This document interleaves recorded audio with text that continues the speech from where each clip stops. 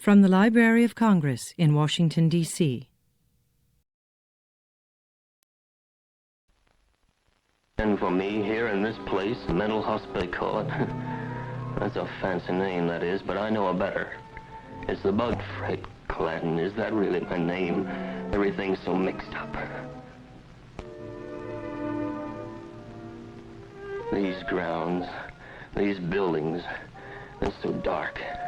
Dark, even the sky. I'll never get out. That George, he's turned them all against me. Even Betty. They keep talking about me. Why won't they let me alone?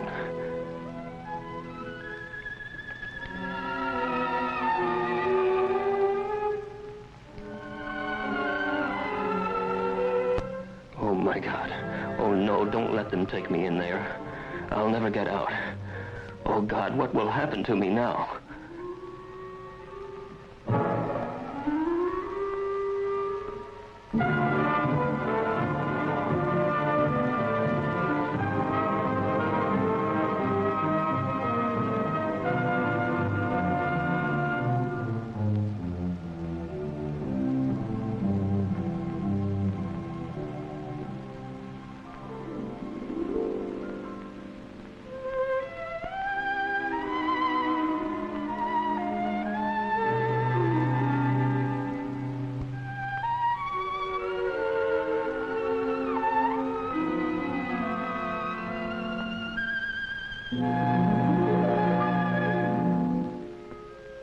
What will happen to Fred now?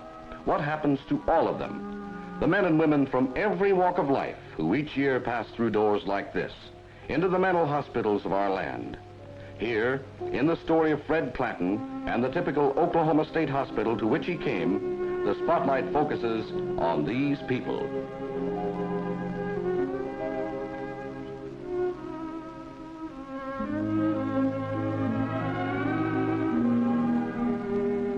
Many patients are old, and often theirs is a tragedy of hospitals such as this.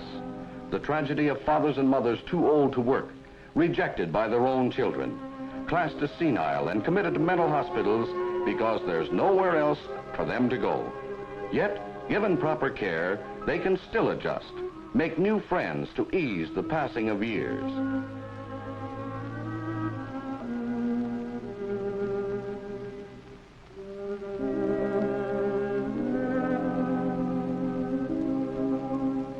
Some patients are disturbed, unable to care for themselves in normal life situations.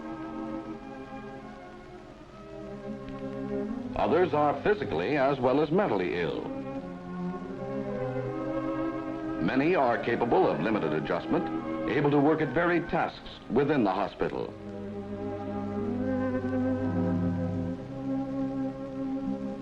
There's the veteran returned from years of service overseas. The farmer who had never set foot outside his home county till he came here. Deterioration, chronic conditions limit hope for some. Others may go home tomorrow.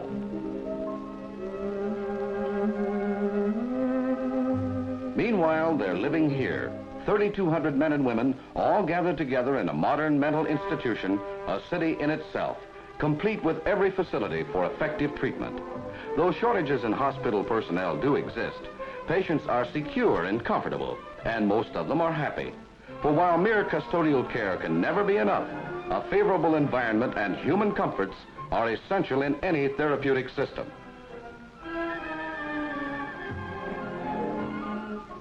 For most, meals are served cafeteria style. Food is plentiful and good, an investment in patient health. Just baking the bread for 3,000 people is a man-sized job. Above all, though, these kitchen chores offer patients work, the therapy of busy hands. The laundry, more chances for patients to focus on specific realities outside themselves. First step along the road that leads to recovery and release.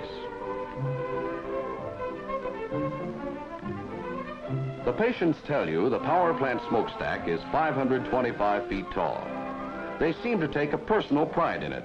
Maybe because power is so important here. The sick must have heat and light, there's water to be pumped, and food cooked, and laundry washed.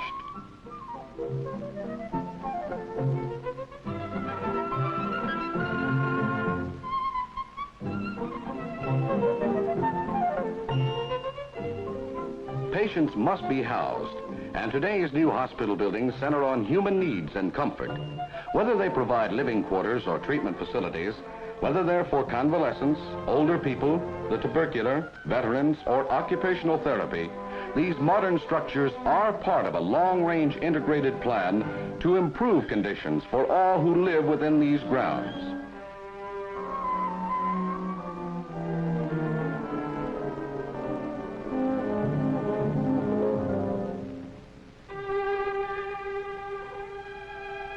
Special units provide homes for nurses and attendants, for they too play a vital role in helping patients to regain health.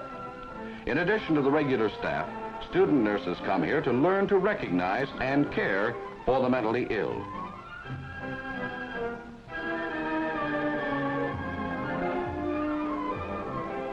There are lakes for fishing. The hospital farm cuts operating costs, provides fresh truck and dairy products, and the familiar scenes, the work, help make patients from rural areas feel at home.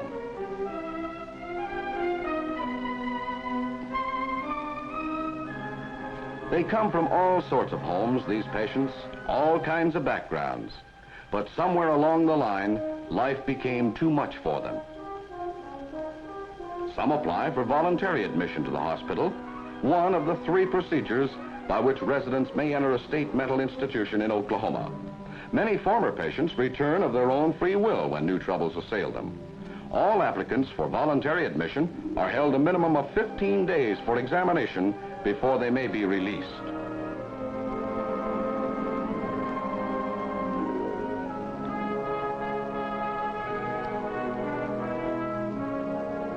Other patients are certified for admission by 2 competent medical examiners. This is the second method by which patients enter the hospital under the terms of Oklahoma's mental health law.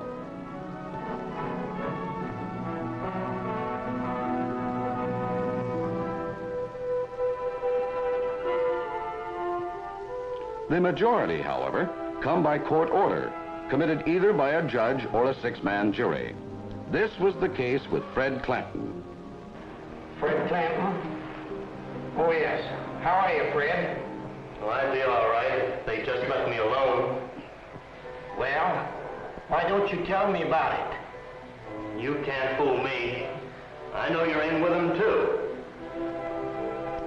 Fred, I'm going to send you to the hospital. And if you will cooperate with those doctors, I think they'll be able to do you some good. The admitting clerk records Fred's case history as soon as he enters the hospital, takes care of valuables until he is sufficiently improved to be trusted with them.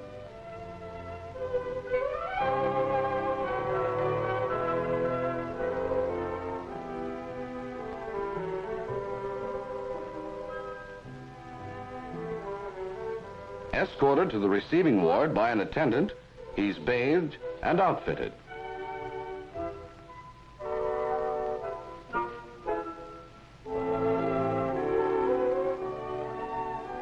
He gets a blood test, part of the medical examination given each patient on admission. There's a chest x-ray also, and a spinal fluid test.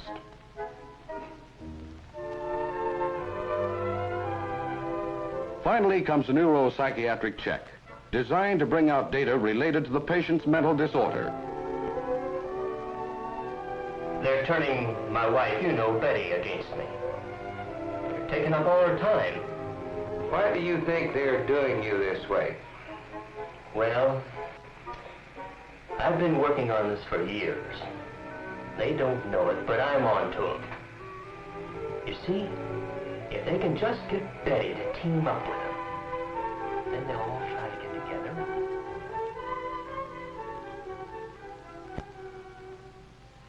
A clinical psychologist gives Fred a variety of specialized tests. in order to make possible a more accurate evaluation of his total personality.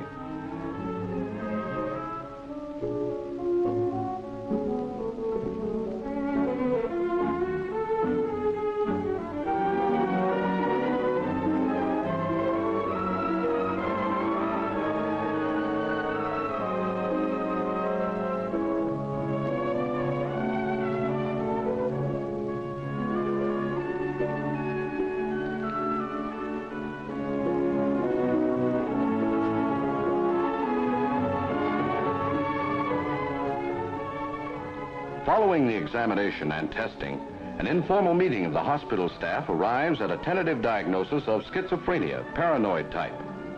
Fred benefits from the skill and experience of all members of the staff, as well as the psychiatrist to whose care he is assigned.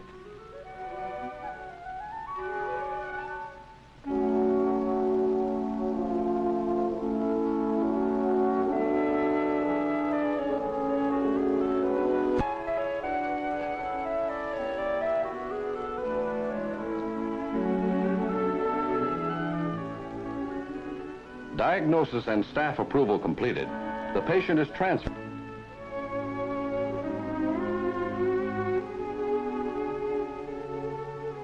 In Fred's case, insulin shock is prescribed, a common treatment for schizophrenia.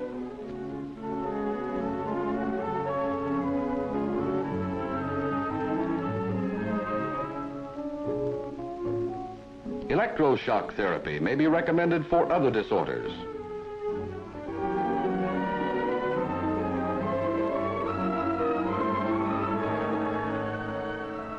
Hydrotherapy is useful in calming disturbed patients.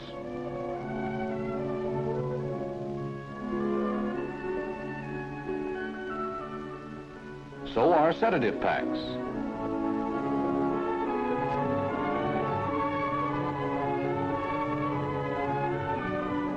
But whatever the treatment, it's essential that it be supplemented by an atmosphere of security and calm. The effective hospital must always serve as a refuge for its patients, a place where they can live quietly during that period of reorientation in which they learn how to achieve a better adjustment to the world outside.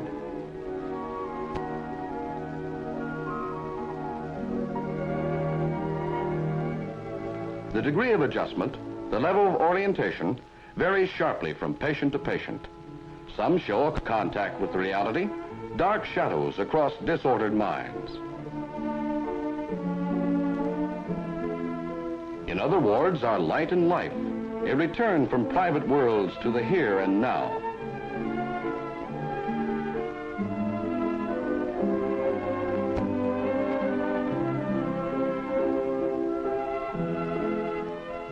As patients improve, they are moved to wards in keeping with their condition. They're given the opportunity for contact with others who are also getting better, shown that their status as individuals is recognized, that no matter what their problem, there still is hope.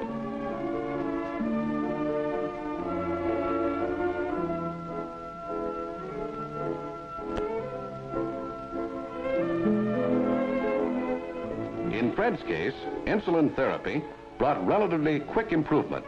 Close linked with it, helping further, was personal follow-up attention by the psychiatrist directing his treatment and care.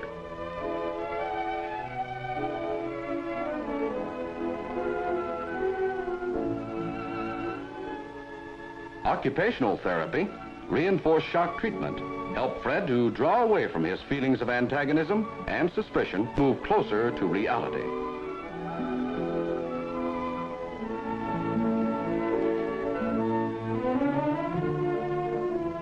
Boredom is always an enemy of the mentally ill.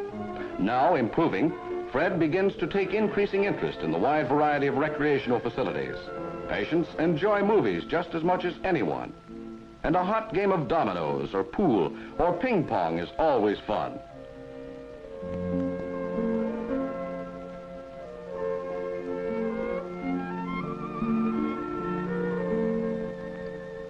The sewing room's popular, and a permanent wave may serve as a milestone of self-respect for many women in spite of the bubble gum.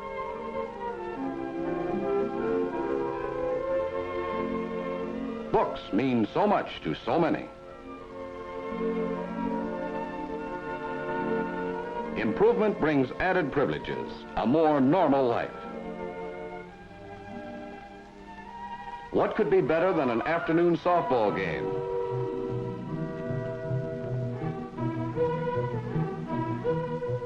Friday dances give Fred a chance for contact with women on a social plane, help to spark his dormant pride.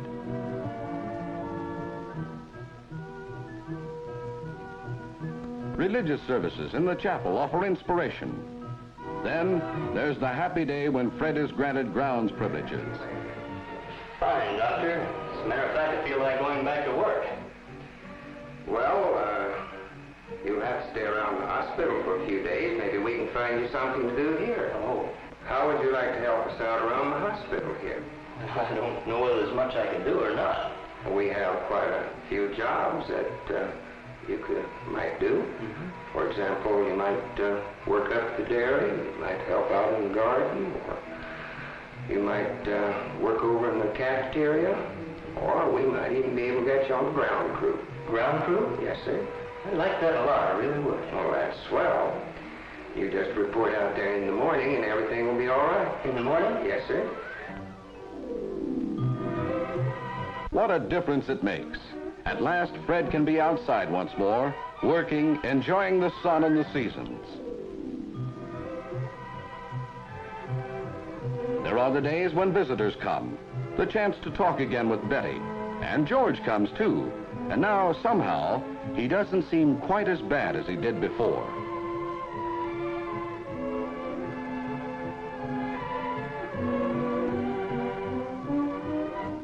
It's not too long till the psychiatrist decides that Fred can try it for a while at home. He talks with Betty and with George, helps them to understand that they too have vital roles to play in aiding Fred to adjust successfully to the world outside.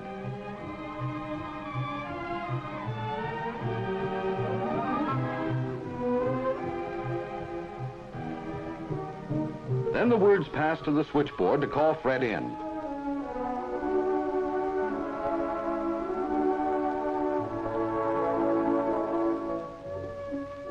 How well he looks.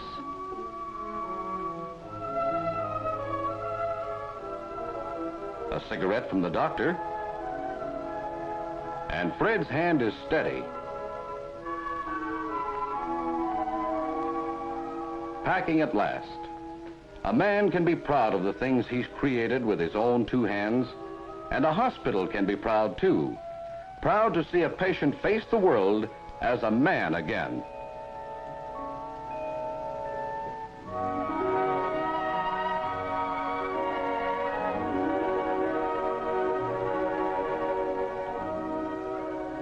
So this is it. Today I'm going home. 6 months it's taken. If I'd come here sooner, I might have been out in 3. But all I could think about was fear. The way everyone was all against me. How much I hated George. How wrong I was. Or no, not wrong. Sick. And now that I'm well again, I can't help feeling just a little sad. The way you always do when you leave a place where you've lived, learned, and grown. But I am well, and I know it. I'm able to face the world again. My own hometown. I suppose there'll be some folks who'll stare and talk and sneer. But no matter what they say or do, one thing I know. These people here, this place and time, have given my life back to me.